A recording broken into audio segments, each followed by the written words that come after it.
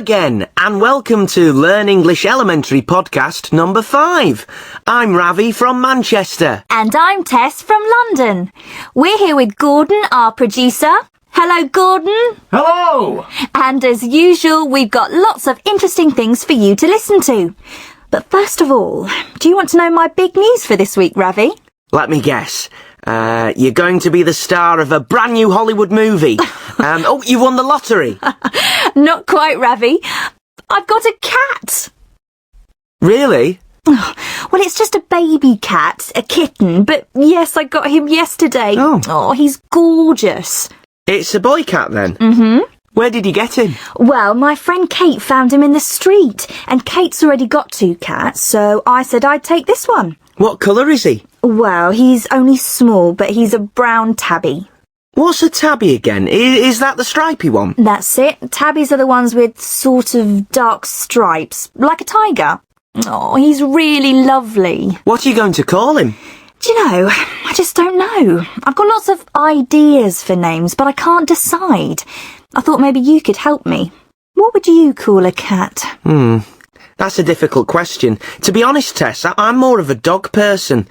I've never really thought about names for cats. You don't like cats? Well, it's not that I don't like cats. I just prefer dogs, that's all. Anyway, I've got an idea. Why don't you call your cat Gordon? I don't think so. I need to think of a name soon, though, really. Anyway, let's move on. Let's start with I'd like to meet. If you're listening for the first time, I'd like to meet is the part of the show where someone tells us about the famous person, alive or dead, that they'd like to meet and why. This time round, we've got Olu with us. Hi, Olu. Hi, Tess. Where are you calling from, Olu? From West London. And what do you do? I'm still at school, in year 12. OK. And who would you like to meet, Olu? Who are you going to talk to us about? I'd like to meet Didier Drogba. Drogba? The footballer? Chelsea? You do know I'm from Manchester, don't you, Olu? You know, Manchester United. Yeah, well, it's not just because he's Chelsea. Come on, Olu. Don't listen to him. Why would you like to meet Didier Drogba? Tell us something about him. Well, he's a footballer. You already know that. And he's from Ivory Coast in West Africa, and he plays great football. And do you like him because he's a good footballer? Well, I do. I like the way he plays, and he scores some great goals and all that. But there's more than that. He was born in Ivory Coast, but he moved to France when he was 5. He went on his own to live with his uncle. Imagine that. A 5-year-old boy moving to a new country by himself. Wow. And then he went back to Ivory Coast, but moved back to France a bit after that. His family were really poor, you know, and they had to move around to look for work and that. So, did he start playing football in Ivory Coast? No, in France. And this is another thing I like about him, see? Most players at the really big clubs go there when they're quite young, but Drogba played for a few years with small teams and worked his way up through hard work. He was 26, I think, when he went to Chelsea. But anyway, what I like him for most is that even though he's made it now and he's got loads of money and that, he really hasn't forgotten where he came from. He does loads of work for UNICEF. He's like an ambassador or something for them, so he does all this charity work. You see, my dad came here from Nigeria when he was really small, and I've never been to Africa, but all you see on TV is about problems in Africa all the time, so it's really good to see someone who comes from somewhere like Ivory Coast doing good things, you know.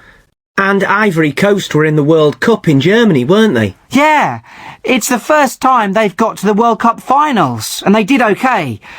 Drogba was African Footballer of the Year as well. And what would you like to say to Didier Drogba if you met him, Olu? I guess I'd say thank you to him for the work he does for Africa and for showing people something good from Africa.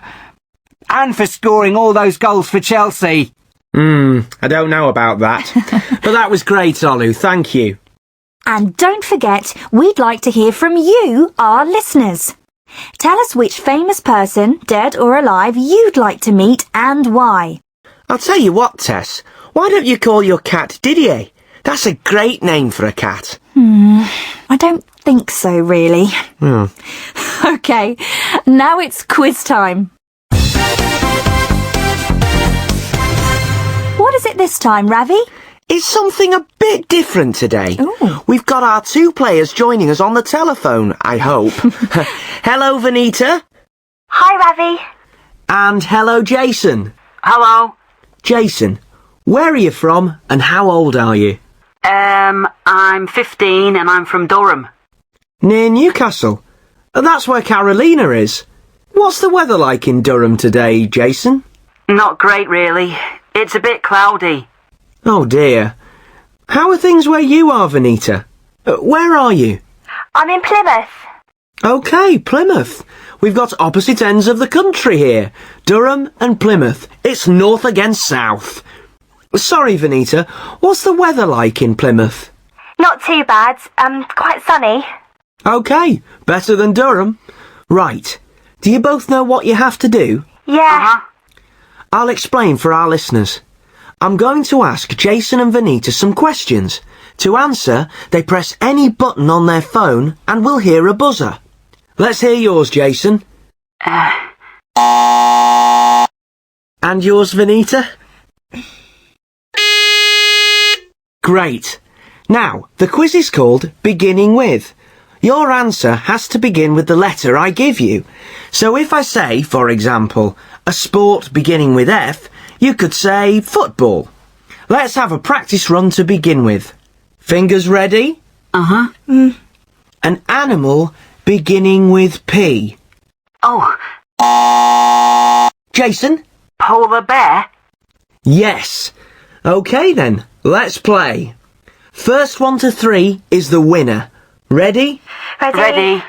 OK then, let's go. A vegetable beginning with L. Jason.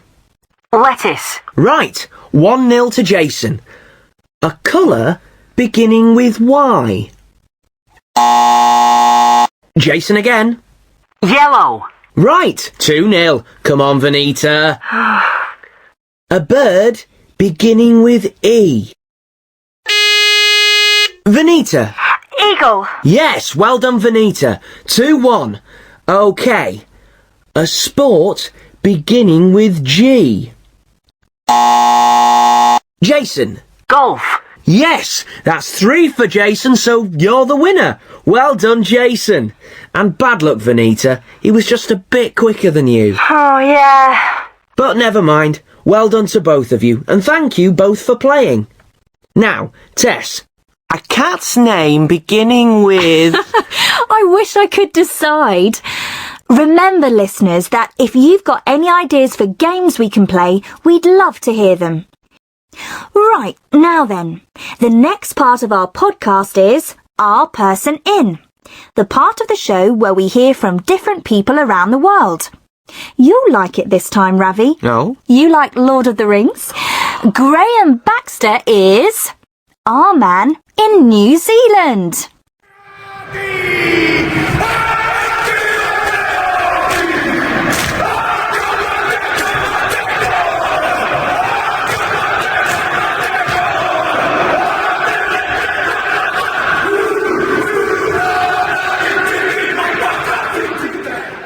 When I was a boy and I first read Lord of the Rings, I dreamt of visiting the places Tolkien, the author of the Lord of the Rings trilogy, created. Hobbiton, Middle-earth, Mount Doom. Now, finally, I have found all of these places here, in New Zealand. Peter Jackson, who directed the Lord of the Rings films, was born in Wellington, the capital city of New Zealand.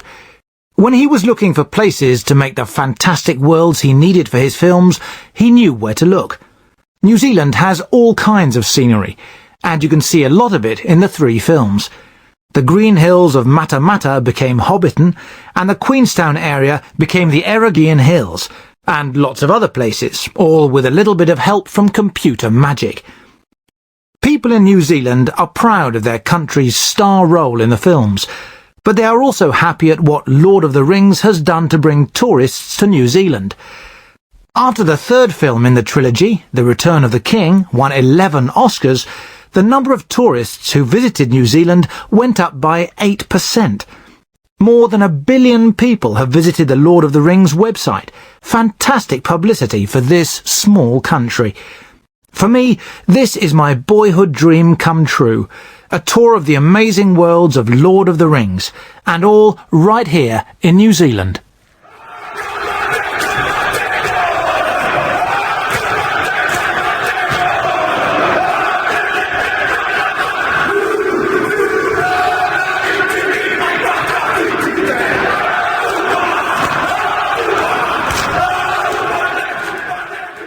Great! I'd love to go to New Zealand. I've always wanted to go. Oh, me too. The scenery sounds amazing, and it always looks so green in pictures. Yeah, it looks fantastic. Don't forget, listeners, that we'd love to hear about the scenery or countryside in your country. Is there a special place you like to go, or some especially famous countryside? Now for your turn. This time, since I've got a new cat, we decided to ask people a very important question. Which do you prefer, cats or dogs? It's a very simple question, but people have very strong opinions. Let's hear what they said.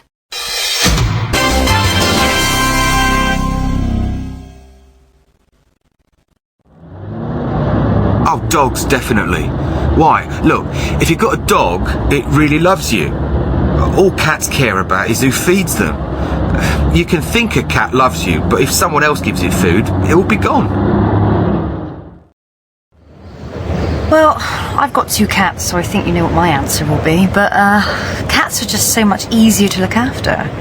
With dogs, you've got to take them for walks all the time, and all of that. And you have to clean up their poo. Ugh. Ah, that's easy.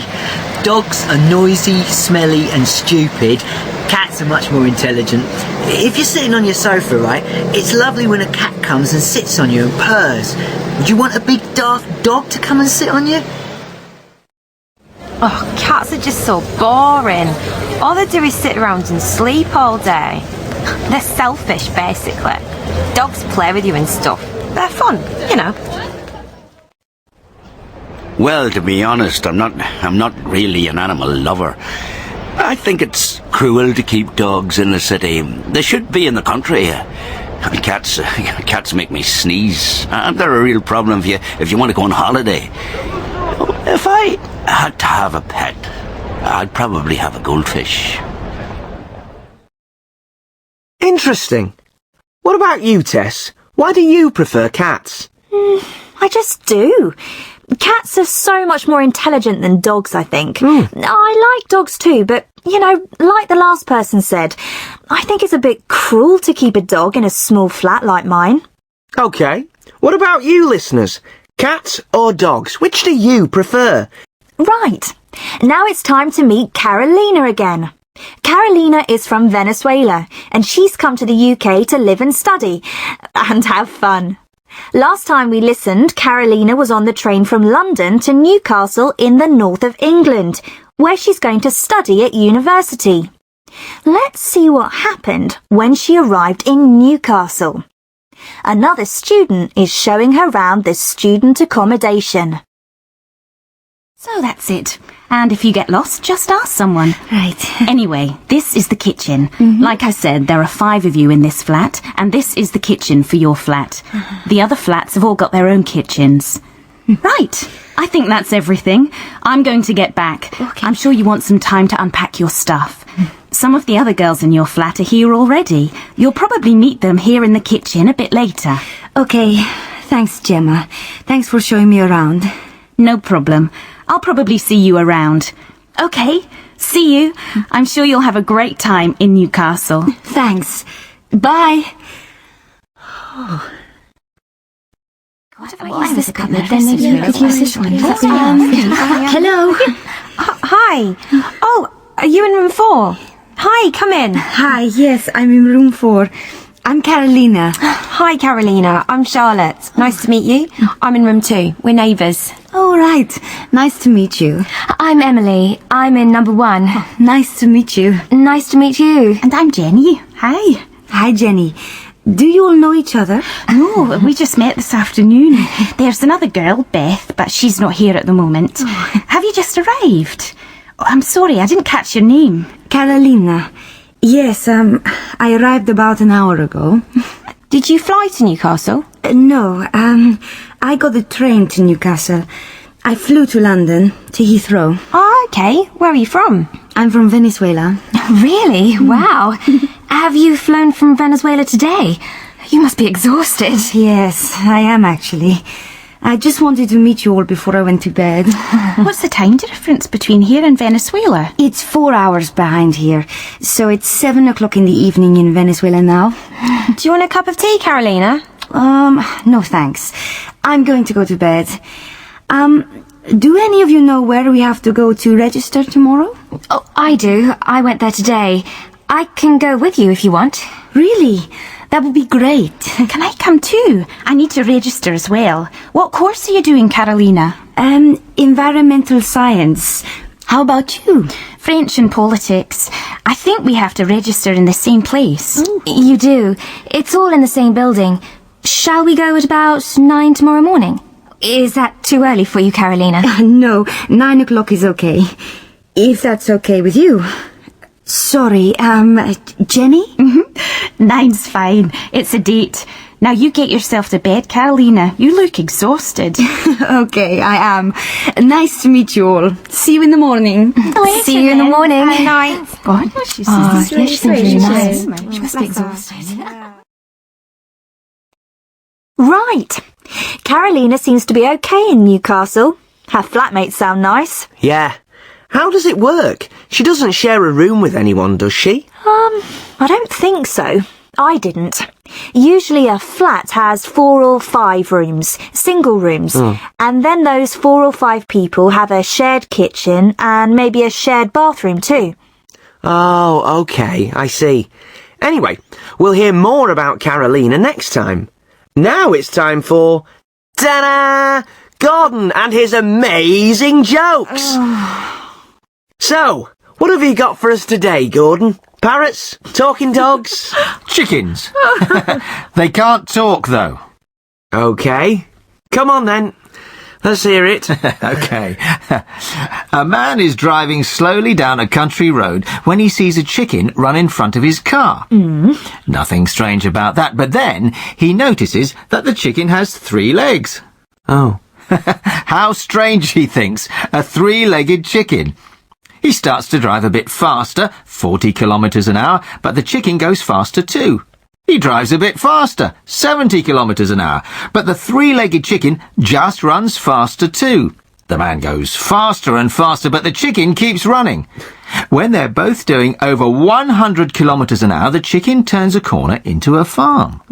Quickly, the man stops his car. The farmyard is full of 3-legged chickens. There are 3-legged chickens everywhere. So, he sees the farmer in the farmyard and he asks him, "Where do all these 3-legged chickens come from? This is amazing." "I breed them," says the farmer. "There are 3 of us, me, my wife and our son. We all like chicken legs, so I made a 3-legged chicken so we can all have a leg at dinner time." "Amazing," says the man. "How's the meat? Does it taste good?" "Well," says the farmer, "I don't know. We haven't caught one of them yet."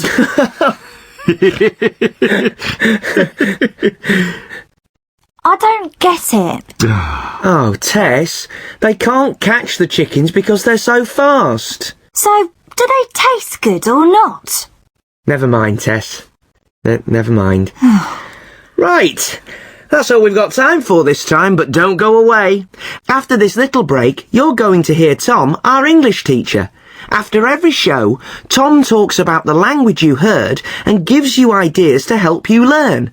So don't go away. but I'll say goodbye now. See you next time. Bye. Hi, my name's Tom.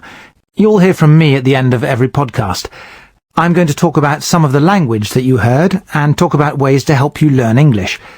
Today, I want to talk about verbs. You probably know that most verbs in English are regular. That means that the forms are very easy to remember. For all regular verbs, we make the past form in the same way. We add ed, or just d if the verb already ends in e. For example, the verb look. The verb is look, and to make the past form, we just add ed. Looked. And the verb like. It already ends in e, so we just add d to make the past. Liked. So far, so good. But the bad news is that a lot of the most common English verbs, verbs that you need to use all the time, are irregular. This means that they don't follow the same rule. Have is an irregular verb. You already know that the past of have isn't haved, it's had. But there are a lot more of them. Listen to part of Carolina's conversation with her new flatmates. Can you hear the 3 different forms of the verb fly? Did you fly to Newcastle? No, I got the train to Newcastle. I flew to London, to Heathrow. Oh, okay. Where are you from? I'm from Venezuela. Really? Wow. Have you flown from Venezuela today? You must be exhausted. Did you hear the 3 forms? They were fly, flew, and flown. If you use a course book or have a grammar book to study, it probably has a list of irregular verbs, and the list is organised in 3 columns. If you look for the verb fly, you will see fly in the first column, flew in the second column, and flown in the third. Listen again. Did you fly to Newcastle? No, I got the train to Newcastle. I flew to London, to Heathrow. Fly is the base form of the verb. Some people call it the infinitive. We use it in lots of different ways. For example, we use it with going to talk about the future. He's going to fly to London next week. We use it with do and did to make questions. Did you fly to Newcastle? Remember that this first column is not the present tense. It might look the same. We say, I fly to London every week. But remember that we say he or she flies. The second column is flew. This column is easy. It's the past simple form. Flew is the past simple of fly. Carolina flew to London and then she got the train to Newcastle. Now let's look at the third column. Listen again. I'm from Venezuela. Really? Wow. Have you flown from Venezuela today? You must be exhausted. The third column is flown. Some people call it the past participle. We never use this form alone. We use it with other verbs. We often use it with have or has to make the present perfect, like Emily did. Have you flown from Venezuela today? Or we can say, I've never flown in a helicopter. We also use the third column with the verb be in sentences like Nissan cars are made in Japan, or my bag was stolen on the bus. So that's the 3 columns in an irregular verb list. Now we need to think about the best way to learn these irregular forms. It probably isn't a very good idea to sit down with a list of irregular verbs and try to learn all of them. There are a lot of irregular verbs in English, and some of them will be verbs that are new to you. The important thing is to learn the 3 forms of the verbs that you already know, so that you can use those verbs correctly. Make a page in your notebook for irregular verbs. Make 3 columns and fill in the verbs that you already know. Verbs like make, do, meet, have and go, for example. Then write a sentence with each form as an example. Example sentences will help you to remember the forms. Then, when you find a new verb, you can add it to your list. You can find a link to a list of irregular verbs on our website. Use it to check the forms of the verbs that you know and add them to your notebook. Now, let's talk about something different. The weather. Listen to Ravi talking to the people who are going to do the quiz. What's the weather like in Durham today, Jason? Not great, really. It's a bit cloudy. Oh dear. How are things where you are, Vanita? Where are you? I'm in Plymouth. OK, Plymouth. We've got opposite ends of the country here. Durham and Plymouth. It's north against south. Sorry, Vanita. What's the weather like in Plymouth? Not too bad. Quite sunny. Now, some people say that the British talk about the weather all the time. Well, we don't talk about it all the time, but it is true that we talk about it a lot. I think one reason for that is that the weather here changes a lot. You can never be sure of the weather in Britain. It's often a surprise, so there is always something to say about it. But we don't often have long conversations about the weather. It's a very useful way of starting a conversation with someone, especially someone that you don't know very well, in a shop, for example. You can say, "Nice weather, isn't it?" Or, "What terrible weather we're having." Or, "What a lovely day." The person will respond and then probably move the conversation on to another topic. One more thing about the weather. A lot of people think that the British use the phrase, "It's raining cats and dogs." Now, this phrase does exist in English, but I must say that I've never used it in my life, and I don't remember anyone saying it to me either. It really isn't very common, and it's probably best not to use it yourself. It really isn't very natural. Before I go, I'd like to tell you about a useful phrase that I noticed in this podcast. Listen to this extract. Gemma has just shown Carolina her new flat. Listen to the phrases she uses when she says goodbye. Right. I think that's everything. I'm going to get back. Okay. I'm sure you want some time to unpack your stuff. Some of the other girls in your flat are here already. You'll probably meet them here in the kitchen a bit later. Okay, thanks, Gemma. Thanks for showing me around. No problem. I'll probably see you around. Okay, see you. I'm sure you'll have a great time in Newcastle. Did you notice that Gemma says, "I'll probably see you around"? Gemma hasn't made any arrangements to see Carolina again, and they aren't doing the same course, but because they both study at the same university, they might meet one day in the cafe or in a corridor. So she says, "I'll probably see you around." Try to use "I'll probably see you around" when you say goodbye to someone this week. Okay, that's all from me today. I'll talk to you all again on the next podcast. See you next time.